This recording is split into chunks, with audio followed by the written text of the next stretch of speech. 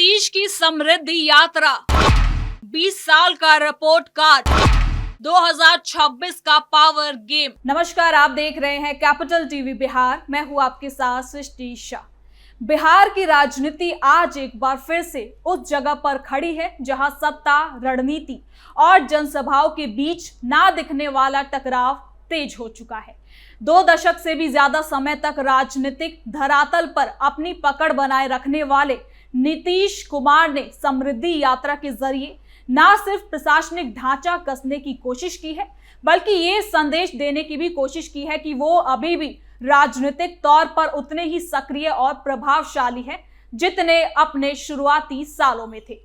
2005 में सुशासन के नारे से सत्ता तक पहुंचे नीतीश आज भी भीड़ को आकर्षित करते हैं, विरोधियों को असहज करते हैं और अपनी यात्रा को एक राजनीतिक हथियार की तरह इस्तेमाल करते हैं।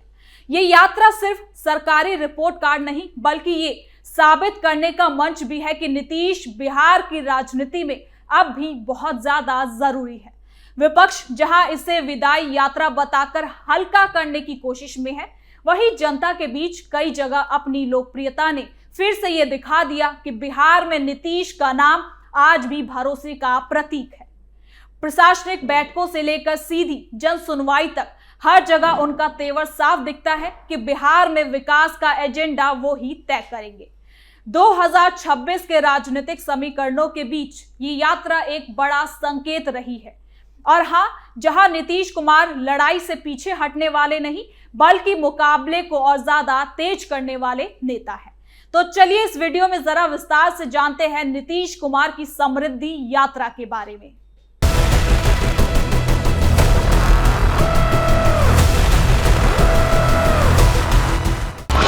बिहार की सियासत में तेज दौड़, नीतीश मैदान में पूरे तेवर के साथ। बिहार की राजनीति इस समय एक ऐसे मोड़ पर खड़ी है जहां पिछले 2 दशकों में सत्ता, नेतृत्व और विकास का सबसे स्थिर चेहरा माने जाने वाले नीतीश कुमार एक बार फिर राज्य की राजनीतिक दिशा तय करने की कोशिश में है।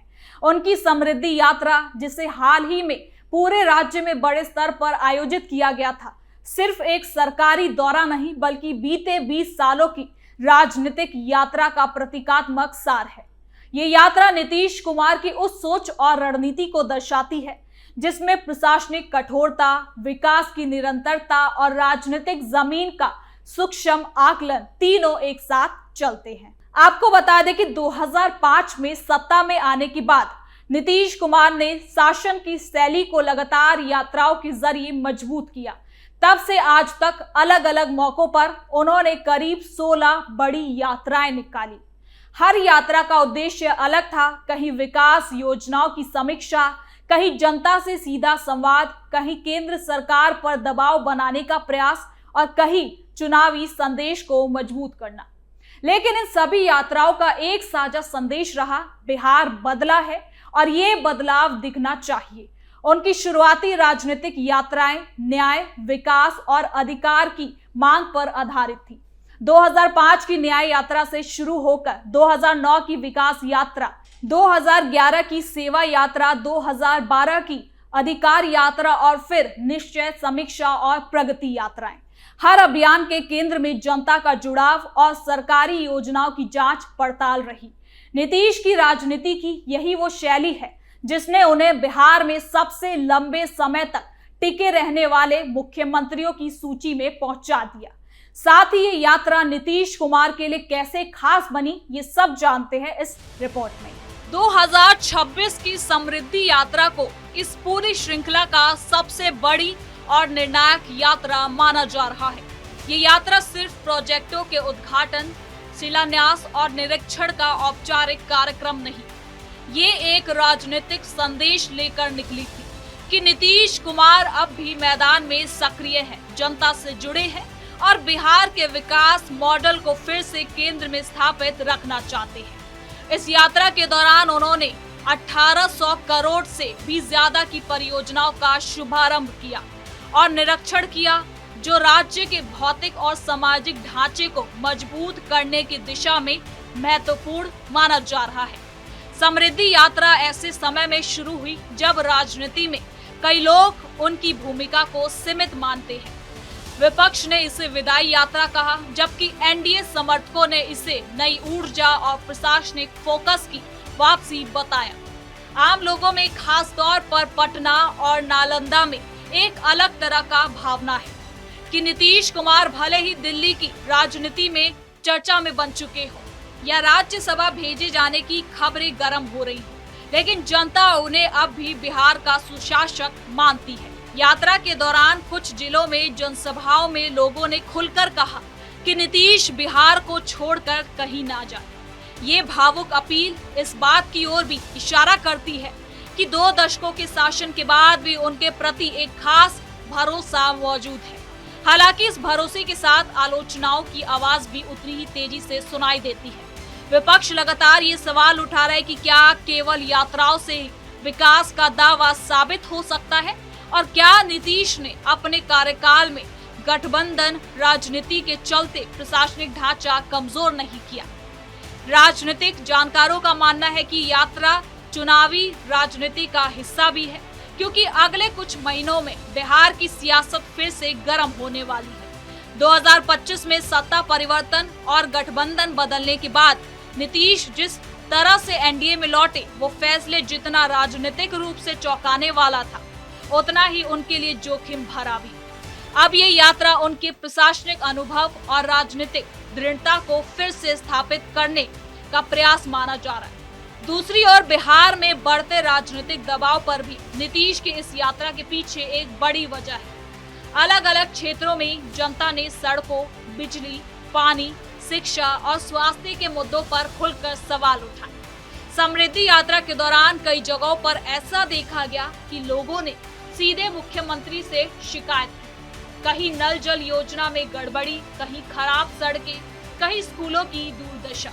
नीतीश ने इन शिकायतों पर तुरंत कार्रवाई के आदेश दिए और अधिकारियों को सार्वजनिक रूप से फटकार भी लगाई। इससे ये संदेश जाना था कि सरकार की नीतियां सिर्फ कागज पर नहीं, बल्कि लागू होने पर भी निगरानी उस पर रखी जाए। ये यात्रा इसलिए भी खास क्योंकि बिहार में पिछले 10 सालों में प्रशासनिक ढीलापन और भ्रष्टाचार को लेकर लगातार आवाज उठती रही है। कई बड़े होटलों, आपराधिक घटनाएं और सरकारी लापरवाहियां जनता के बीच असंतोष बढ़ाती है। ऐसे में नीतीश कुमार का जिलों में जाकर सीधे जमीनी स्थिति देखना उनके सुशासन मॉडल को रिपेयर करने जैसा कदम माना जा रहा है। राजनीति में लंबे समय तक टिके रहने वाले नेता तभी मजबूत रहते हैं जब वो जनता के सीधे संपर्क में बने, और ये यात्रा उसी के दौरान आगे बढ़ी। नीतीश ने हाल ही में जिस तरह से अपनी पार्टी और प्रशासन दोनों में फेरबदल किए, उससे ये भी साफ होता है कि वो 2026-27 के राजनीतिक समीकरणों पर गहरी नजर रखे हुए हैं। चाहे बीजेपी के साथ तालमेल हो या जेडीयू के अंदर बदलाव, दोनों ही स्तर पर नीतीश अपने लिए जगह मजबूत करते दिखाई दे रहे हैं। ये भी कहा जा सकता है कि इस यात्रा के बाद वो केंद्रीय राजनीति या संगठन में और ज्यादा सक्रिय भूमिका ले सकते हैं। लेकिन उनकी टीम लगातार ये संदेश दे रही है कि नीतीश का फोकस अभी भी बिहार पर ही टिका हुआ है। साथ ही ये यात्रा विपक्ष के लिए भी चिंता का विषय बनी। महागठबंधन की कमजोर स्थिति, आरजेडी के अंदर उथल-पुथल और कांग्रेस की इनएक्टिव भूमिका, इन सब के बीच नीतीश की सक्रियता ने विपक्षी खेमे में तनाव पैदा किया। ये साफ है कि अगर नीतीश अपनी यात्रा के जरिए से जनता के बीच समर्थन को पुनर्जीवित कर लेते हैं, तो आने वाले चुनावों में एनडीए की स्थिति मजबूत हो सकती है। इस यात्रा का एक और खास पहलू रहा युवाओं और महिलाओं की भागीदारी। कई जिलों में युवाओं ने रोजगार, कौशल विकास और सरकारी परीक्षाओं की अनियमितताओं को लेकर अपनी नाराजगी जताई है। नीतीश ने इन मुद्दों पर कार्य योजना बनाने की बात कही, जिसे उनकी रणनीति का वो हिस्सा माना जा रहा है।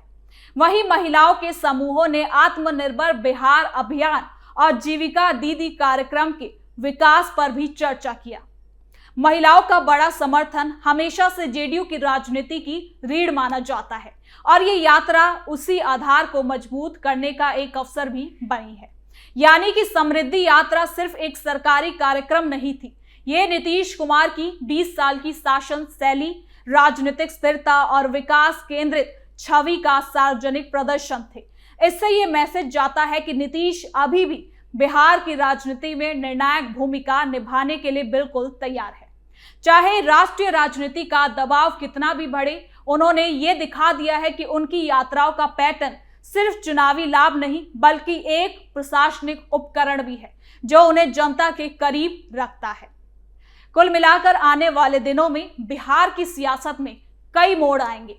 गठबंधन बदलेगा या मजबूत होगा, विपक्ष एकजुट होगा या बिखरेगा, बीजेपी का रोल कितना व्यापक होगा और जेडीयू की रणनीति कितनी सफल साबित होगी, ये सब राजनीतिक तापमान को तय करेगा। लेकिन इतना तो तय है कि नीतीश की यात्रा 2026 की राजनीति को नए ढंग से पेश करेगी। जनता के बीच उनकी सीधी पहुंच और प्रशासनिक सक्रियता उन्हें आने वाले चुनावों में फिर से एक महत्वपूर्ण चेहरा बना सकती है। तो फिलहाल के लिए इस खबर में इतना ही। देखते रहिए कैपिटल टीवी बिहार।